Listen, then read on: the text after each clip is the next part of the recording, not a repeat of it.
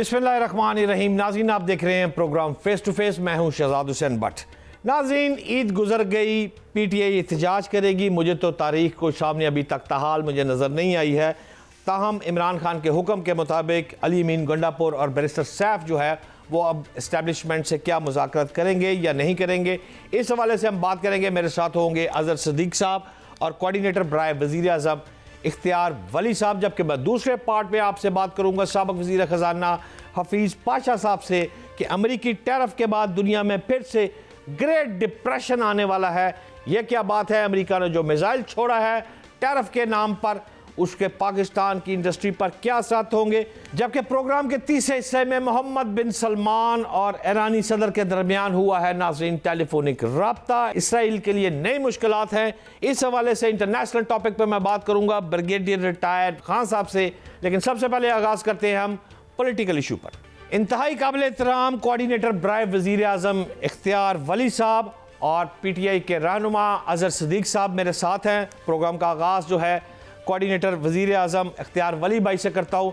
इख्तियार साहब, अस्सलाम वालेकुम। वालेकुम अस्सलाम भट्ट साहब। इख्तियार भाई, आप ये बताएं कि अली मीन गंडापुर साहब फरमा रहे हैं कि अफगानिस्तान से मुज़ाकरात के लिए 3.5 माह लगाकर उन्होंने हुकूमत से बातचीत की और अभी तक बाज़ाब्ता होमवर्क भी उन्होंने मुकम्मल कर चुके हैं। वफाकी हुकूमत का क्या मौक़िफ़ है और क्यों अली मीन गंडापुर को आप मौका देने के लिए तैयार नहीं? भट्ट साहब, आपका बहुत शुक्रिया। हम तो चाहते हैं कि अमन आए, कहीं से आए, किसी के हाथ से आ जाए, किसी भी रास्ते से आ जाए, खिड़की से आए, रोशनदान से आए, किसी कहकशां से आ जाए, दरवाजे दरीचे से आ जाए। हम तो अमन को खुशामदीद कहते हैं। लेकिन गंडापुर साहब की बात को मैं जब सीरियस लेने लगता हूँ तो मुझे वो बात याद आती है कि मैं इस्लामाबाद से पेशावर जाते हुए मैंने 12 जिले क्रॉस किए। आप मुझे नहीं पता कि गंडापुर किस से मुज़ाकरात कर रहे हैं, कहाँ पे कर रहे हैं, क्या उसका रिजल्ट है, और अगर 3.5 महीने मुज़ाकरात को हो गए तो फिर उसका नतीजा क्यों नहीं निकला? तो क्या ही अच्छा होता। देखें, ये it's a sense of responsibility और हर बंदे का अपना मदार होता है और अपने मदार में काम करे तो बेहतर है। हम तो चाहते हैं कि खैबर पख्तूनख्वा के वो इस वक्त हमें वो पसंद है या नापसंद है, वो चीफ एग्जीक्यूटिव हैं, और अगर वो कुछ अमन के लिए करना चाहते हैं, अफगानिस्तान से बात करें, हम उनका साथ देंगे। वफाकी हुकूमत को ऑन बोर्ड रखें, मतलब उससे कोई ऐसी बू ना आए कि आप कोई काम कर रहे हैं और आपने घर के बड़ों को ऑन बोर्ड नहीं लिया। घर के बड़े जो है वो फेडरेशन है, वो विफाक है। विफाक को ऑन बोर्ड रखें तो आपके साथ जो विफाकी नुमाइंदे हैं, विफाकी हुकूमत है, उनके नुमाइंदे आपके साथ मिलेंगे तो आपके बड़े सारे काम आसान हो जाएंगे।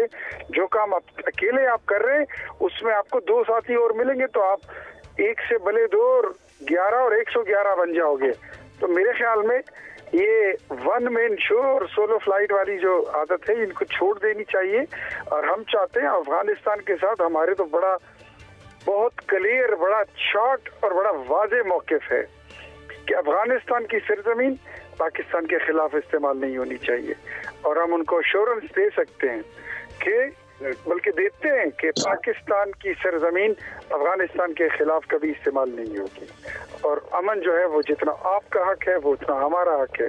हमने जितना कंट्रीब्यूट किया है अफगानिस्तान में अमन के लिए, मेरे ख्याल में शायद अफगानिस्तान के बाद अगर इस रुई जमीन पर कोई दूसरा मुल्क है तो वो पाकिस्तान है। जितना हमने अफगानिस्तान के भाइयों को अपने सीने में हमने जगह दी, अपने दिलों में हमने जगह दी, अपने मुल्क में जगह दी, खैबर पख्तूनख्वा में उनको जगह दी, पाकिस्तान में पूरे उनको जगह दी।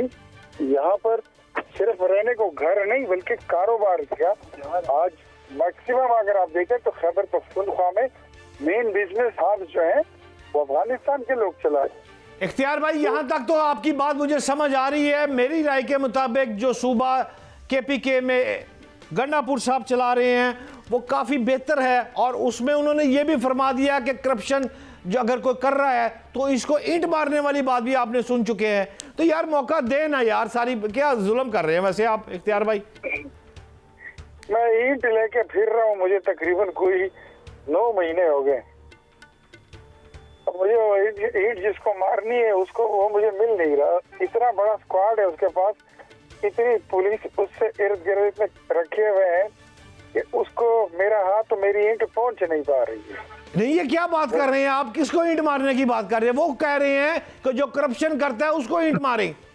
आप किसको तो मारना चाह रहे हैं? मैं भी वही कह रहा हूँ, जो जिसने वजारतें बेची है, जिसकी हुकूमत में यहाँ पर सेक्रेटरियों की और कमिश्नरों की सीटें बिकती हैं, और अब तो पहले तो वो पुलिस इंडिपेंडेंट पुलिस बनी थी, उसका क्रेडिट लिया था इमरान खान ने कि हमने खैबर पख्तूनख्वा में मिसाली पुलिस बना ली। आपने भी सुना होगा, बड़े उसके चर्चे और बड़े प्रोपेगेंडे और उसकी बड़ी तशहीर की गई। अब पता चला कि आज से 2.5 महीने पहले इन्होंने उस पुलिस एक्ट को वापस कर दिया है और वो इख्तियारात पुलिस से ले लिए। पुलिस दोबारा पॉलिटिसाइज हो गई है। अब थाना क्या तो एसडीपीओ क्या और डीपीओ क्या, सारी नशिस्तें, सारी कुर्सियां, सारे उहदे यहाँ पर दिख रही हैं। तो जो इसका मेन बंदा है उसको ईंट मारने के लिए मैं ढूंढ रहा हूँ, मुझे जगह नहीं मिल रही, ईंट मार नहीं सकता मैं। नाज़रीन, इस वक्त काम बहुत तेज़ हो गया है। पीटीआई अफराद कहते हैं हम पर फायरिंग हुई है, लेकिन मुस्लिम लीग के मरकजी रहनुमा जो है वो कहते हैं करप्शन करने वाले को ईंट मारनी है और ईंट वो लेके फिर रहे हैं। खुदा ना खास्ता को नया सानिया ना हो जाए। लेकिन मैं नाज़रीन आपको लेके चलना चाहता हूँ। अजहर सदीक भाई, अस्सलाम वालेकुम।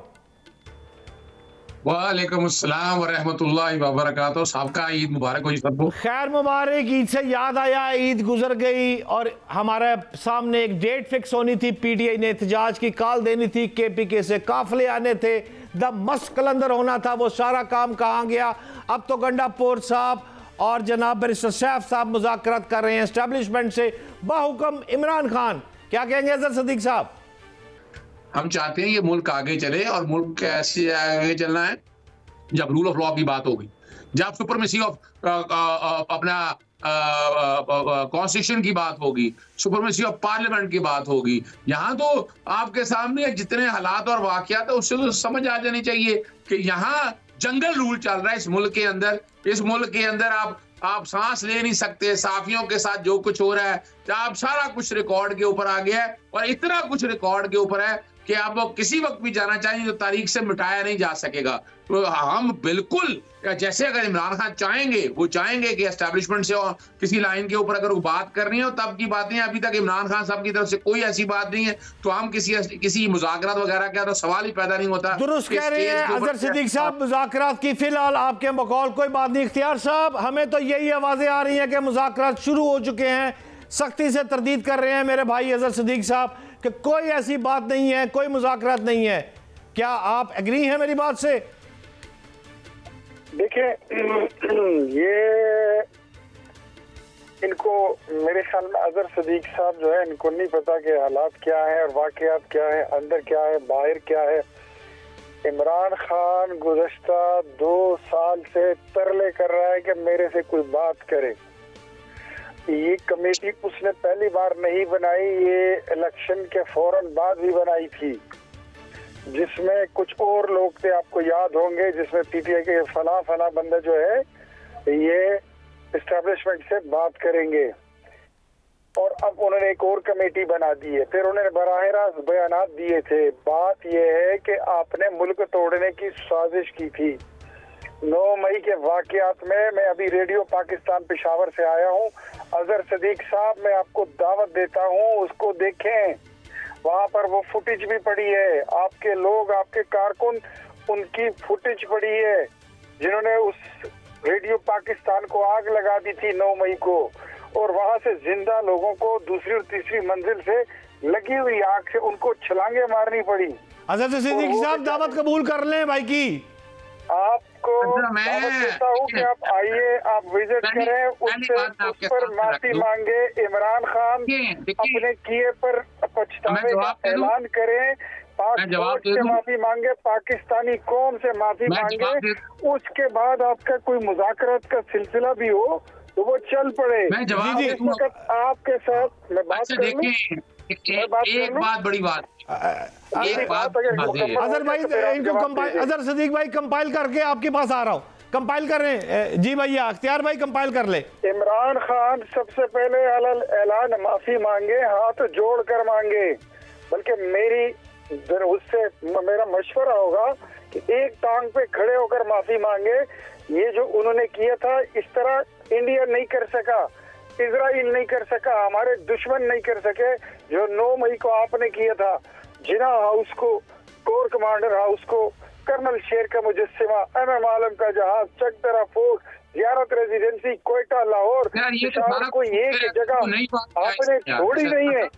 तो अब अगर ये माफी मांगे तो आपको रास्ता, मैं फिर कहता हूँ अजहर सदीक साहब जरा सुन लीजिए, सुनिए जरा, आपको रास्ता अगर मिलेगा मैं अब तक 200 मेहमान को या खामोश कर ले भट्ट साहब, या फिर ये छोड़ रहे इस बात को, सोलो सेगमेंट कर ले। इख्तियार भाई लास्ट लाइन आपकी 9 मई वाली बात हम समझ चुके हैं, दुरुस्त कह रहे हैं, पेशावर वाली बात, रेडियो पाकिस्तान वाली बात। माफी मांगेंगे, ये माफी मांगेंगे इनका लीडर, उसके बाद इनको रास्ता मिलेगा। मैं आपकी बात से इनको रास्ता देगी, इनको रास्ता देगी। मैं इख्तियार भाई इनको आसिफ अली जरदारी देगा, पाकिस्तान पीपल्स पार्टी देगी, सियासी जमात। इख्तियार भाई मौका दीजिए, आपकी बात दुरुस्त है, आपने फरमा दिया, आपका मौकफ आ गया कि इमरान खान माफी मांगेगा, हम रास्ता दे देंगे। जी अजहर सदीक भाई एक टांग पे खड़े होकर माफी मांगने की बात कर रहे हैं।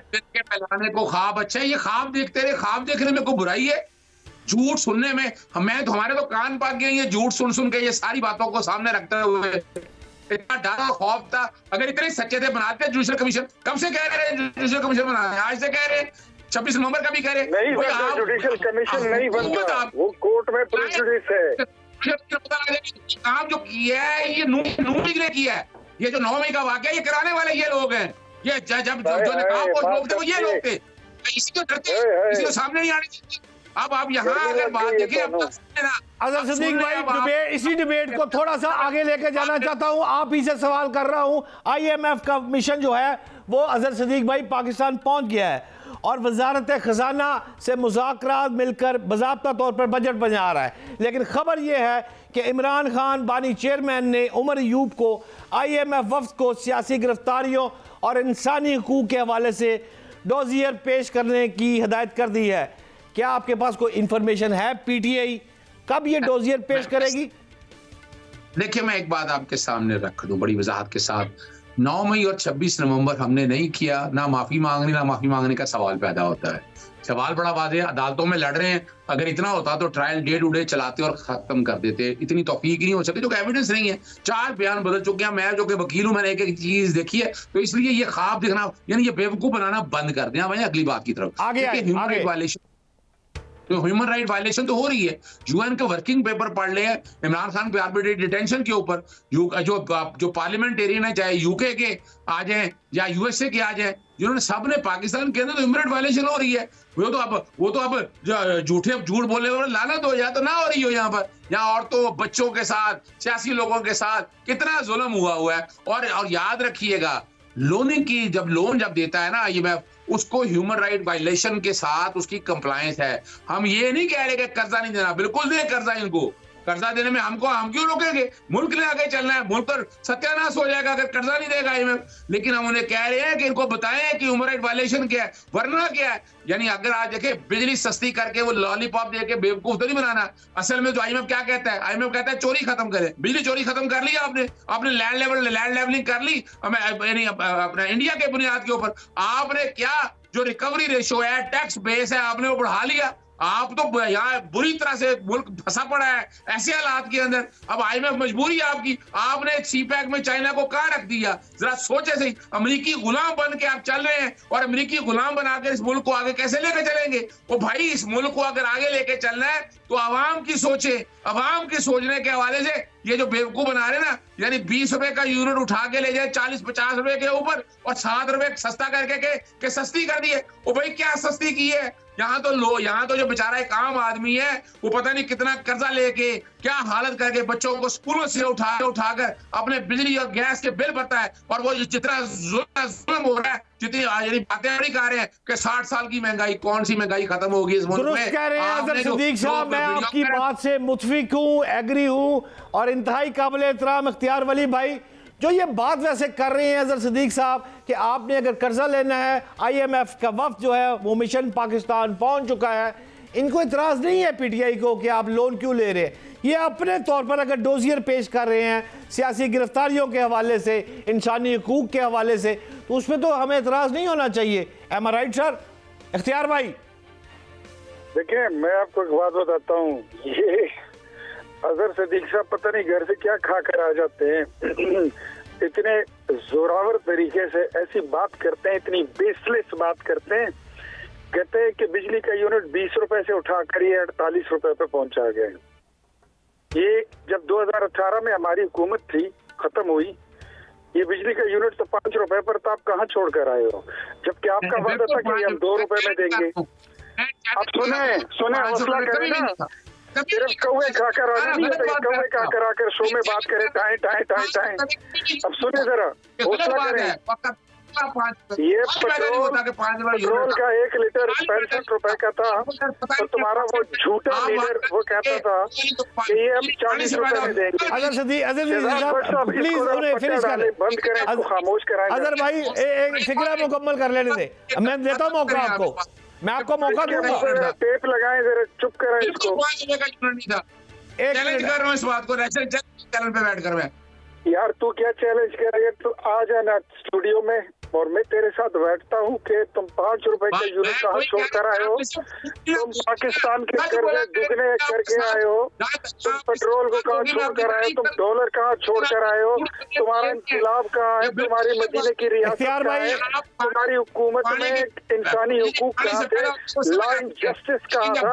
तुम्हें शर्म नहीं आती है? मैं माजरत चाहता हूँ प्रोड्यूसर साहब, मैं माजूर नाज़रीन, इंतहाई माजरत, मैं प्रोग्राम मेरे कंट्रोल से बाहर चला गया है। इख्तियार वली भाई और अजहर सिद्दीक भाई थोड़ा सा पर्सनल हो गया, बाइस्ड हो गया। मैं अपने प्रोग्राम में इस किस्म का झगड़ा जो है वो कुछ पसंद नहीं करता। आर्गूमेंट से बात होनी चाहिए, दलाल से बात होनी चाहिए। अगर बिजली का रेट उन्होंने कम किया है तो वो क्या कह रहा है या वो क्या कह रहा है, जो जिसका मौक़िफ़ है वो दे। लेकिन जो हार्ड टॉक शुरू हो गई है, इसलिए नाज़रीन मुझे माफ़ कीजिएगा, मैं एक शॉर्ट ब्रेक पे जा रहा हूँ, मेरे साथ रहिएगा।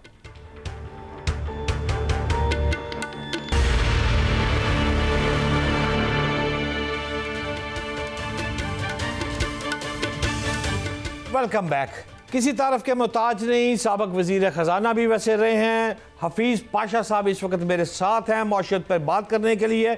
पाशा साहब अस्सलाम वालेकुम। जी वालेकुम सलाम।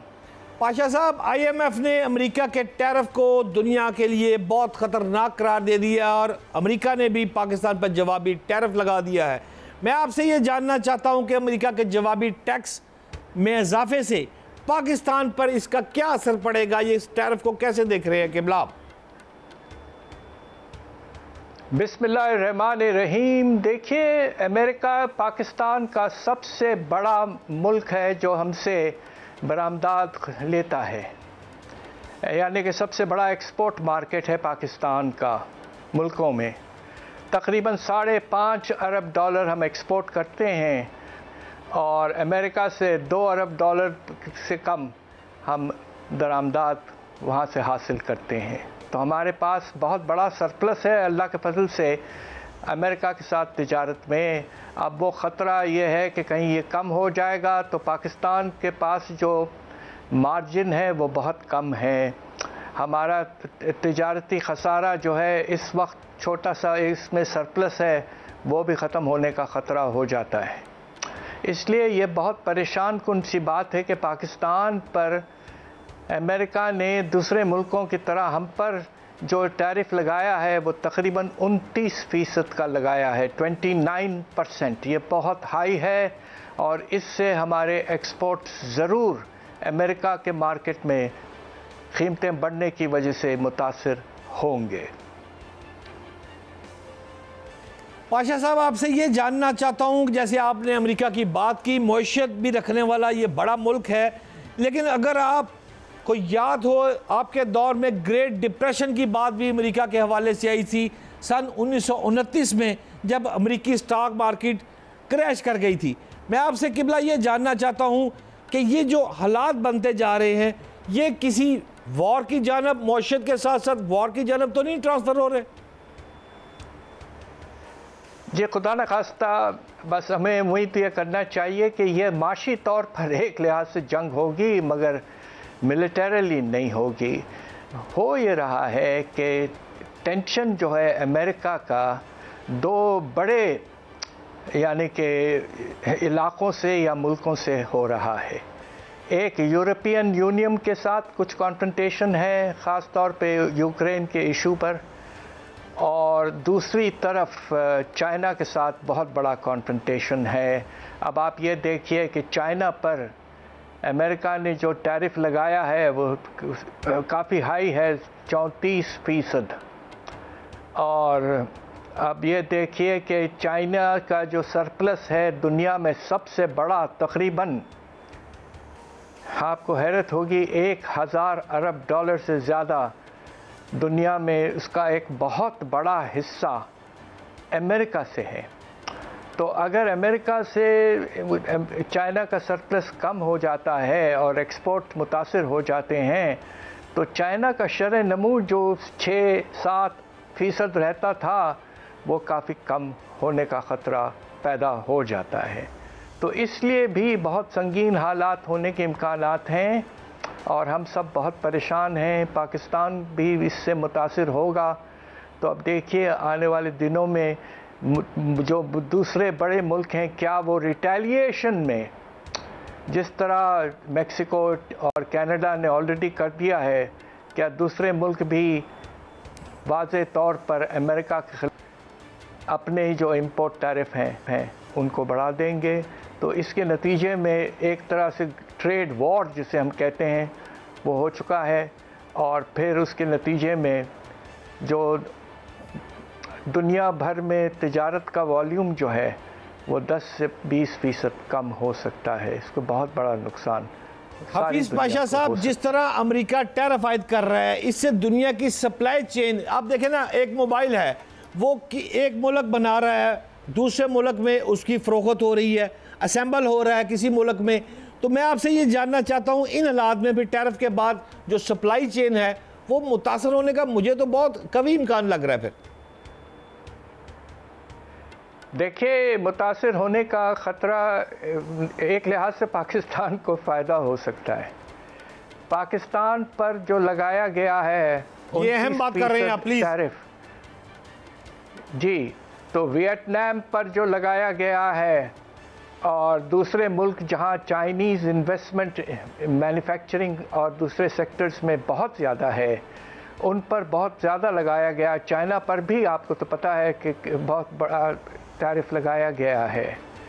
तो एक नई जिसे कहते हैं गुंजाइश पैदा हो सकती है, और वो ये है कि पाकिस्तान जो है चाइना के सप्लाई चेन में आ जाएगा और चाइना पाकिस्तान में मैन्युफैक्चरिंग करके कोशिश ये कर सकता है कि ड्यूटीज़ कम होने की वजह से अमेरिका को यहाँ से एक्सपोर्ट करे।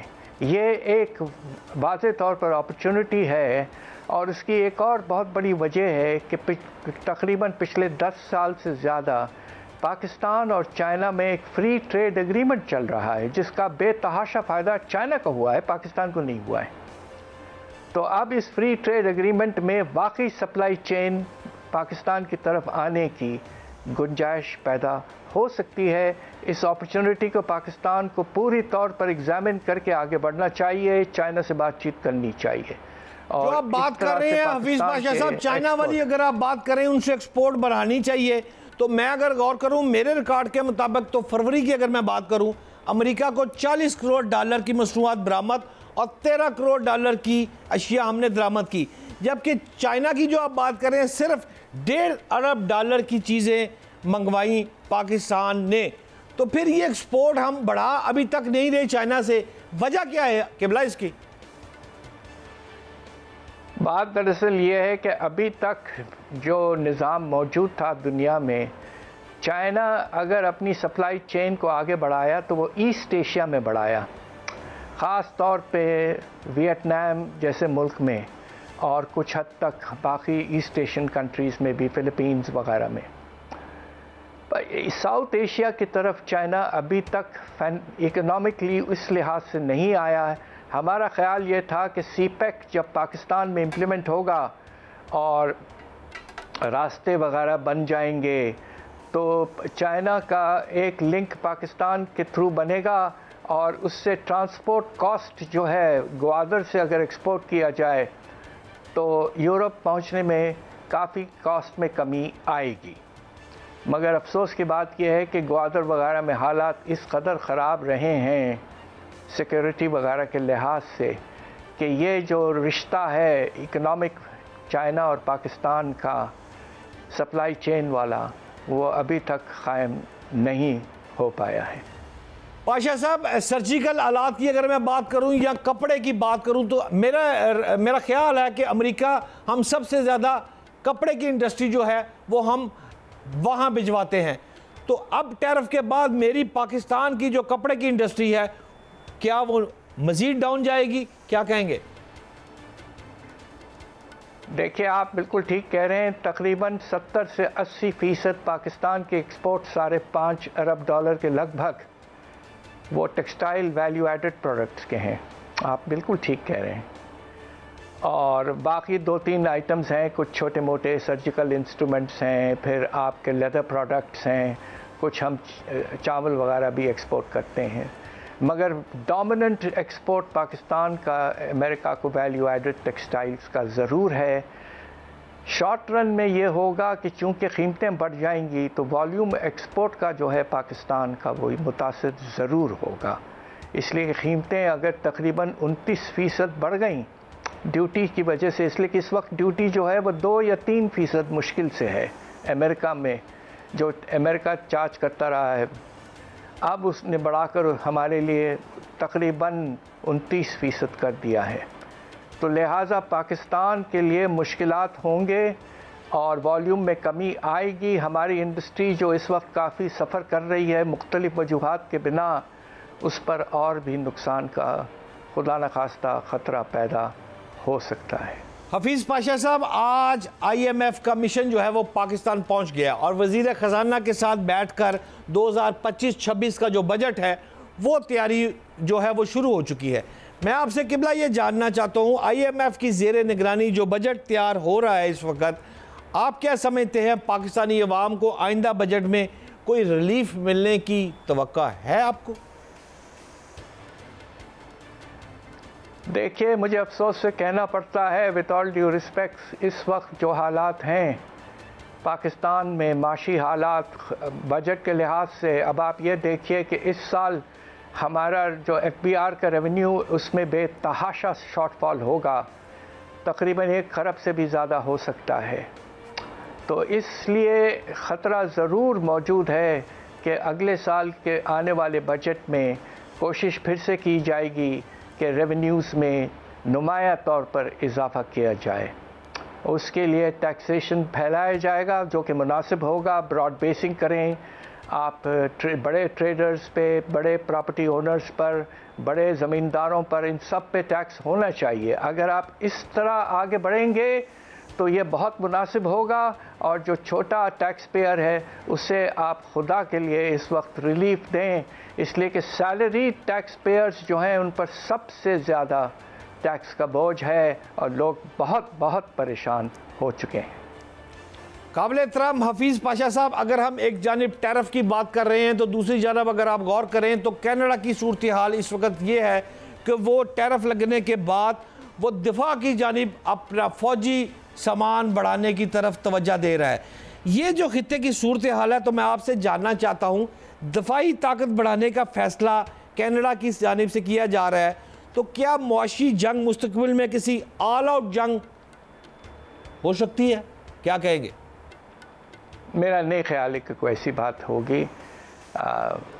यकीनन कोशिश ये की जा रही होगी कि किसी तरह से आपस में आगे चलकर बातचीत होगी, इसलिए कि कनाडा, अमेरिका और मेक्सिको एक कॉन्टिनेंट का हिस्सा हैं तकरीबन, उनका मिलजुल कर रहना बहुत ज़रूरी है। काबिल एहतराम पाशा साहब, मैं आपसे ये जानना चाहता हूँ कि आलमी मंडी में ख़ाम तेल की कीमतों में अगर आप गौर करें तो 7% तक कमी हुई है। सदर ट्रंप के 100 से ज़ायद ममालिक पर भारी टैरिफ आयद करने के बाद तेल की कीमतें जो हैं वो भी मुतासर हुई हैं। हमारी गवर्नमेंट ने बिजली पर रिलीफ तो हमें दिया है, लेकिन क्या आने वाले दिनों में इन हालात में टैरिफ लगने के बाद आप समझते हैं कि पेट्रोल की जो कीमतें हैं वो रुक जाएंगी और मुस्तकबिल में पाकिस्तान में इसका रिलीफ मिलना अब मुमकिन नहीं है? देखिए, ये इस पर मुंतसिर है कि इस वक्त ओपेक के जो ममालिक हैं उन्होंने कुछ अर्सा पहले ये डिसीजन लिया था कि हम अपनी सप्लाई जो है दुनिया भर में तेल की बढ़ाएंगे, और इसलिए भी कुछ हद तक कीमतों में कमी होने के इम्कानात थे। मगर अब यह है कि ये टैरिफ और ये रिटेलिएटरी टैरिफ्स और हर तरह से जिस तरह एक तरह से कन्फ्यूजन और कैओस है दुनिया के ट्रेडिंग सिचुएशन में, तो तेल की कीमत नुमाया तौर पर कम हुई है। मेरा अपना ख्याल ये है कि अनकरीब ओपेक जो है अपनी सप्लाई कट ले आएगा और कीमतें वापस 74-75 डॉलर फ़ी बैरल पर ही रहेंगी। काबिल एहतराम पाशा साहब, मेरा आपसे आखिरी सवाल है। आपने अपना दौर बतौर वज़ीर ख़जाना एक दबंग स्टाइल से गुजारा हुआ है। हमें याद है हम उस वक़्त अखबारों में हुआ करते थे। इस वक्त मौजूदा हुकूमत को कोई मशवरा देना चाहिए या वज़ीर ख़जाना को राय देना पसंद करेंगे? आप लाइव जा रहे हैं। जी बिल्कुल, मेरी राय ये होगी कि आपने जो बिजली की निर्ख कम की एक बहुत मुनासिब और अच्छा आपने कदम लिया है। कोशिश करें कि आने वाले महीनों में बिजली की चोरी, IPPs के साथ और नेगोशिएशन, कैप्टिव पावर वगैरह हर तरह की चीज़ें से करके बिजली की कीमत और नुमाया तौर पर कम करें, इसलिए कि अभी भी हमारी जो इंडस्ट्री के तेल की कीमत और बिजली की कीमत है ख़ास तौर पे वो बहुत ज़्यादा है। यानी मैं आपकी बात से ये समझ रहा हूँ कि ये ऊँट के मुंह में जीरे के मुतरादिफ है, ये कह रहे हैं आप? जी, बात यह है कि इस वक्त पाकिस्तान के बिजली में की कीमत हिंदुस्तान और बांग्लादेश से 2 गुना से ज़्यादा है। तो आपने जो कम किया 15% के लगभग, यस अच्छा कदम है ये, मगर और आपको कम करना पड़ेगा ताकि हमारी इंडस्ट्री competitive हो जाए। और इस वक्त दुनिया में वर्ल्ड ट्रेड की पोजीशन बहुत ही सीरियसली अफेक्ट हुई है। हमें पूरी तौर पर अपनी competitiveness बढ़ानी है, और मुझे ये कहते हुए भी मजबूरन कहना पड़ रहा है कि हमें अपने रुपए की कदर भी कम करनी पड़ेगी ताकि हमारे एक्सपोर्टर्स को बेहतर रुपए प्राइस मिलना शुरू हो जाएं और वो अपने कॉस्ट बेहतर तरीके से कवर कर लें। बहुत शुक्रिया। मेरे साथ इंतहाई एहतराम हफीज़ पाशा साहब मौजूद थे और वो फरमा रहे थे, लेकिन इससे कबल मैं एक शुक्रिया नाज़रीन ज़रूर करना चाहूँगा। बहुत बहुत शुक्रिया उन तमाम अफराद का जो पाकिस्तान की हुकूमत को चलाते हैं, और ख़ास तौर पर मोहम्मद शहबाज शरीफ साहब का भी शुक्रिया जिन्होंने बिजली की कीमतें कम की हैं। हाउएवर हफीज़ पाशा साहब का फरमान है कि ये भी अभी भी कम है। अगर हमने इंटरनेशनल मार्केट को मुकाबले में जाना है तो बिजली हमें मज़ीद कम करनी होगी और अमेरिका के लगाए गए टैरिफ से पाकिस्तान मुतासर होगा। एक शॉर्ट ब्रेक पे जा रहा हूँ, मेरे साथ रहिएगा। Short break.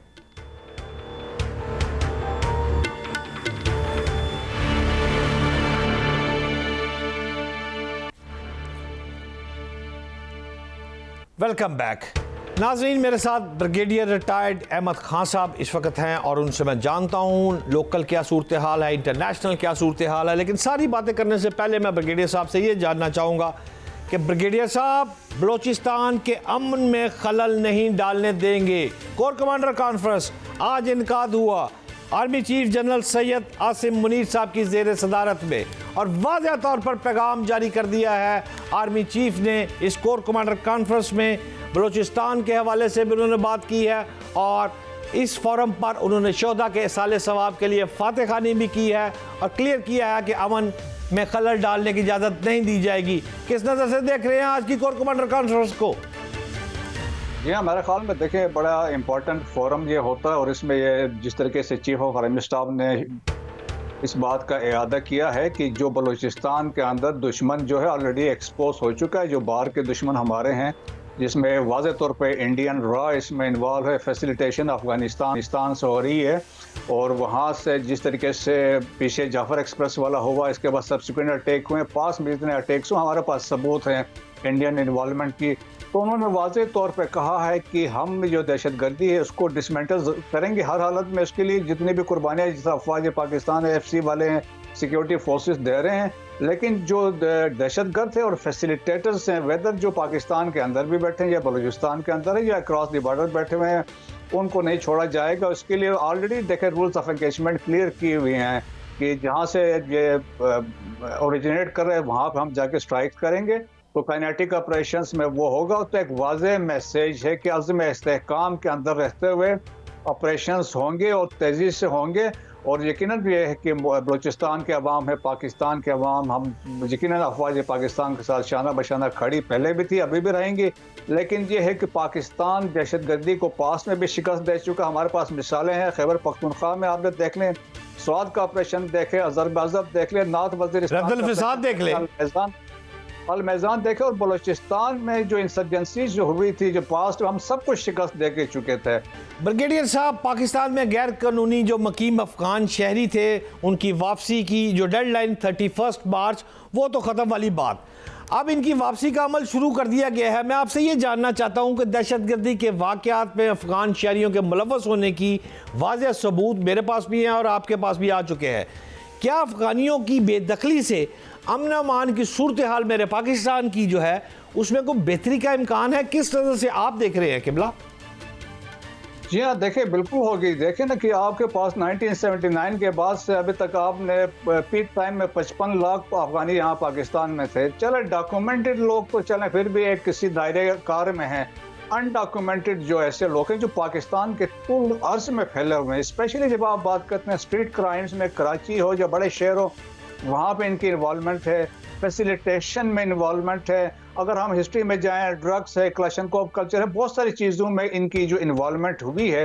तो पाकिस्तान की इवन देखें कि एट प्लेसेस में बलूचिस्तान में ये तो एरियाज में बैठ के लोगों एरियाज बनाए थे पास्ट में, तो वो भी है। और इवन लोकल्स को भी एक किस्म का ये थ्रेट कर रहे हैं। मैं जब बलूचिस्तान में था तो मुझे लोगों ने उस वक्त भी बताया कि जो ज़मीनों पे इन्होंने रखे हुए थे, अब इन्होंने ज़मीनें ऑक्युपाई की हुई हैं।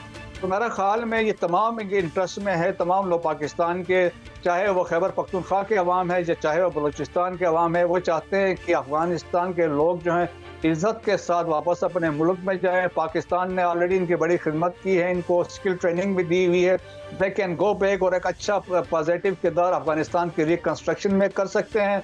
मोर इम्पॉर्टेंटली अभी रिसेंटली अमीर उल मोमिनीन जो इनका है, उन्होंने स्टेटमेंट जो ईद पे जारी की, तो उन्होंने कहा कि अफगानिस्तान में हालात बहुत पीसफुल हैं, यहाँ पे हमारी इकानमी बेहतर है। तो मेरा ख्याल में इन लोगों को उन हालात से फ़ायदा उठाना चाहिए। और पाकिस्तान के मफाद में यह है जहाँ पाकिस्तान में कोई गैर मुल्की इलीगली पाकिस्तान में न रहे, क्योंकि फैसिलिटेशन है, ये हायर असिस्टेंट के तौर पे भी काम करते हैं। और पास में भी हमारे पास ऐसे सबूत आए हैं जिसमें ये हायर किए गए थे और लोगों को मारने के लिए। नहीं, आपने देखा होगा वज़ीर आला KP के बलूचिस्तान के जो वज़ीर आला बलूचिस्तान जो है, उनके स्पोक्समैन शाहिद रिंद साहब, उन्होंने वाज़ेह तौर पर यह बात की है कि आने वाले दिनों में बड़े बम धमाके हो सकते हैं। आप किस नज़र से इनकी बात को देख रहे हैं? देखें कि दहशतगर्दों की प्रेजेंस है, और स्पेशली हमने पास में एक ट्रेंड देखा था अगस्त लास्ट ईयर में। आपने देखा कि डिफरेंट एरियाज में कुछ कोशिश की गई थी, और मोर रिसेंटली इसी महीने में भी, ये पिछले महीने में मार्च में भी कोशिश की गई थी, जिसमें कुछ इलाकों में लेकिन 14 दहशतगर्द मारे गए थे। बेसिकली देखें, ये प्लानिंग जो कंसीव करते हैं ये तो हॉस्टाइल एजेंसी रॉ वाले करते हैं, और अकॉर्डिंगली प्लानिंग इसकी होती है, एक आइडिया होता है, फिर इनसे एग्जीक्यूट कराते हैं, एक हब बनाना चाहते हैं, एक इम्प्लीमेंट करना चाहते हैं। और इसमें बहुत सारे डिज़ाइन है कि बलूचिस्तान के अंदर क्यों ऐसा हो रहा है। तो हमारे पास सबूत, हमारे पास देखा ना कुलभूषण भी है। राइट फ्रॉम 1950 से, जब से अफगानिस्तान इंडिया के ताल्लुकात एस्टेब्लिश हुए हैं, उन्होंने बलूचिस्तान में, खैबर पख्तूनख्वा में पाकिस्तान को डिस्टेबलाइज करने की कोशिश की है। हम देखें जी, जो सिक्योरिटी फोर्सेस हैं, स्पेशली पाकिस्तान आर्मी है, फ्रंटियर कोर हैं, वो बिल्कुल हर हालत में अपना रोल अदा करने के लिए तैयार है। हम तवक्को करेंगे कि ख़ास तौर पर जब बलूचिस्तान में बात करते हैं तो लेवीज़ की तो दिस द रिक्वायरमेंट कि हमें उनको इस बारे में सोचना चाहिए, उनका क्या रोल होना चाहिए। 84% में लेवीज बैठे हैं। हम कई दफ़े कह चुके हैं लेवीज तो एक फोर्स नहीं है, बेसिकली नवाब या सरदार के रिस्पॉन्सिबल है, और इसमें से 20% आते हैं और वो भी ऑपरेशनली फिट नहीं है, वो क्यों रिएक्ट नहीं कर सकते हैं। भारत दुरुस्त कह रहे हैं ब्रिगेडियर साहब, लेकिन मैं आपको लेकर जाना चाहता हूं इसराइल में। वहां मेरे भाइयों के साथ जो हो रहा है आपके इल्म में है, और जंगबंदी के बावजूद इसराइल पर जो बमबारी है वो जारी है, मुसलसल जारी है, और सैकड़ों फ़लस्तीनियों को अब भी शहीद किया जा रहा है। आपसे मैं ये जानना चाहता हूँ कि इसराइली फ़ौज ने वहाँ पर कब्ज़ा करके रफ़ा और खान यूनिस के इलाकों को जुदा करके जो मोराज कॉरिडोर का नाम उन्होंने अब दे दिया है, तो इन हालात में जबरी बेदखली जो की जा रही है, क्या मुस्लिम उम्मा अब भी खामोश रहेगी? अब तो मामला ख़त्म होने पे आ गया है ब्रिगेडियर साहब। यहाँ देखें बट साहब, जिस तरह जो आप बात करें, जिस तरह डेवलपमेंट हुई है इस गजा के अंदर, गजा को बेसिकली देखें फेज़ 1 जो होना था वो हुआ, उसके बाद से इजराइल ने उसको यकतरफा तौर पर फेज़ 2 पर गया है, उसके बाद दोबारा उन्हें इन्वेजन किया है, एयर असॉल्ट भी हो रहा है, और इसके बाद ग्राउंड में, बल्कि अब देखें कि गजा को 3 हिस्सों में तकसीम किया गया है। नॉर्थ में नेताजरिम कॉरिडोर है जो ऊपर से गजा को तकसीम करता है।